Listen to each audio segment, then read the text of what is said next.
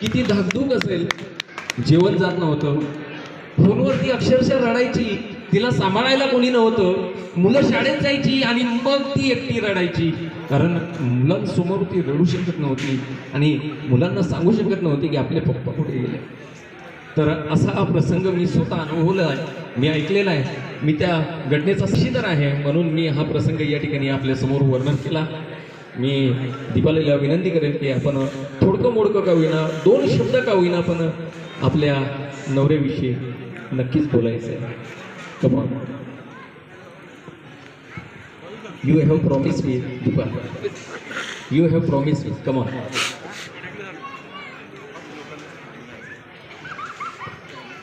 नमस्कार सर्वांचं खूप आभार आहे की तुम्ही आज आमच्या या कृतीमध्ये सामील झाले. आज खूप आनंद वाटतोय की 21 वर्षाची सर्व्हिस झाली आणि हे घरी आले. 21 वर्ष कसे कोणी सांगू शकत नाही हो.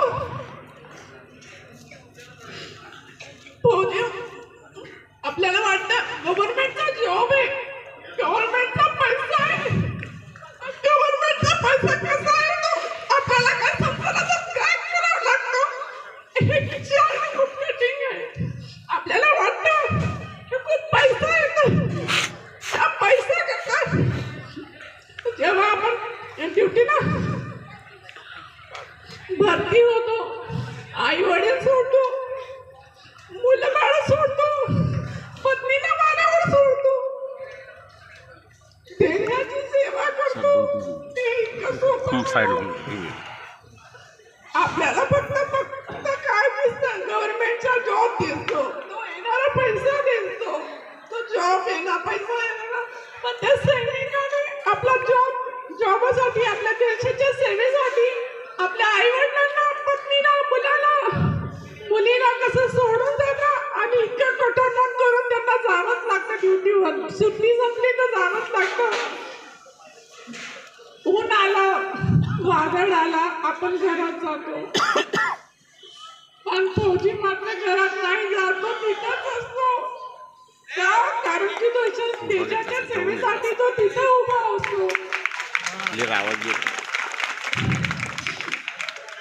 थंड पाण्यात हात गेले आपल्याला थंडी वाजते, थंड पाण्यात हात गेले की आपल्याला थंडी वाजते, पण 0 डिग्री सेल्सिअसला ड्युटीवर जातो.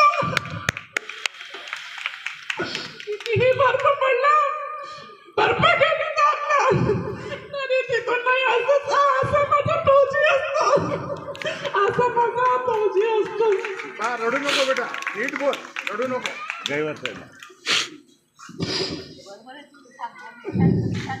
माझ्या फौजीविषयी बोलणं आणि कागदावर लिहिणं खूप हे आहे हो.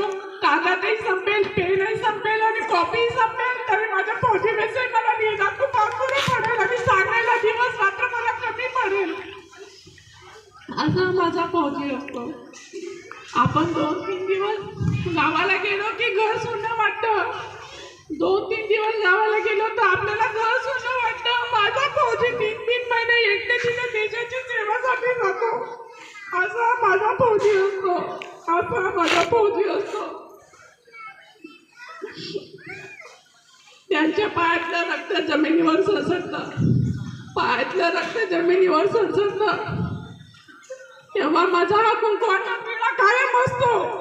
जोपर्यंत ते रक्त जमिनीवर आहे ना, तो माझा टिळा कायम आहे. विचारा त्या आईना, विचारा त्या वडिलांना की त्यांनी आपला एकुलता एक मुलगा देशाच्या सेवेसाठी पाठवलाय. विचारा त्या भावाला, सैन्य दलात 21 वर्षाचा भरती झाले. विचारा त्या बहिणीला, 21 वर्षापासून त्यांनी ना कधी राखी बांधली आहे, ना कधी भाऊबीजेला ओवाळणी केली आहे. किती कठोर असेल ना, भाऊबीजेला सुट्टी भेटते ना कशाला. भाऊ बहिणीला धीर देतो, ताई मी येईल पुढच्या भाऊबीजेला, मी येईल पुढच्या रक्षाबंधनला. असे 1-1 वर्ष निघत जातं ना, भाऊ बहिणी फिरतात ना, टीका लावते ना, काय करते, बहीण पोस्टाला राखी पाठवते, भाऊ मित्राकडून राखी बांधतो. आमचं लग्न झालं, आमचं लग्न 2010 मध्ये झालं होतं आणि यांची पोस्टिंग फील्डमध्ये होते, बटोटला होते. 1 महिनाही नाही थांबले माझ्यासोबत ते आणि गेले ड्युटीवर. लग्न होऊन कोणतीही मुलगी सासरी येते हो, तिला समजायला, तिला हिट करायला खूप वेळ लागतो. पण देशाच्या सेवेसाठी त्यांना सर्व त्यागावं लागतं. आपली पत्नीला सोडून गेले. असे काही खूप बळाबोडून येतात की त्यामध्ये ते सहभागी होत नाही. ज्या वेळेस माझा मोठा मुलगा चिराग झाला, त्यांना 1 महिन्याने सुट्टी भेटली होती. 1 महिन्यानंतर त्यांनी बघितलं, मीही खूप व्याकुळ व्हायचे, तेही खूप व्याकुळ व्हायचे. पण काय करणार, देशाच्या सेवेसाठी गेलेले होते ना, त्यामुळे नाही येऊ शकले. तुम्हाला आम्हाला फक्त वाटायला आणि ऐकायला खूप बरं वाटतं हो, पण फौजी राहणं आणि त्या फौजीने केलेला संसाराचा त्याग हे बघावं. तो गव्हर्नमेंटची नोकरी प्लीज नका बघू आणि तो पैसा नका बघू. त्या फौजीच्या पत्नीचं, त्या फौजीच्या मनातलं बघावं. असे बरेच त्योहार येतात, काही सण येतात ना, ते सामील होऊ शकत ना आम्ही सामील होऊ शकत. एक वेळेस खूप मोठा प्रसंग सांगितला, तुम्हाला माझ्या पाहुण्यांनी सांगितलाच होता, पुलवामा अटॅकचा. ज्या वेळेस त्याचा फोन आला, मला फक्त 20 मिनिटं दिले, फक्त 20 मिनिटं दिले. त्यात मला माझी तयारीही करायची आहे आणि तुझ्याशी बोलायचंही होईल. त्यांनी सांगितलं, मी कधी फोन करेन मला काहीच सांगता येणार नाही. तू उभी असेल तर बसून जा, बसली असेल तर धीर म्हणलं. मी म्हटलं काय झालं, असं का म्हणताय तुम्ही?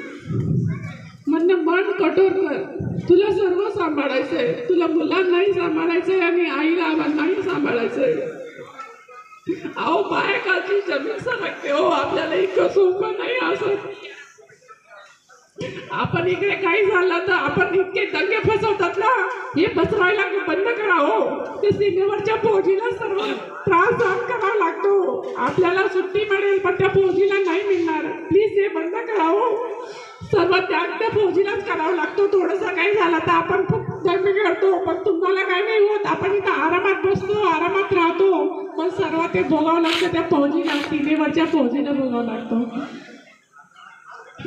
मी आता सांगायला काही माझ्याकडे सांगायला गेले ना भरपूर आहे, पण आता वेळही कमी आहे. थँक्यू.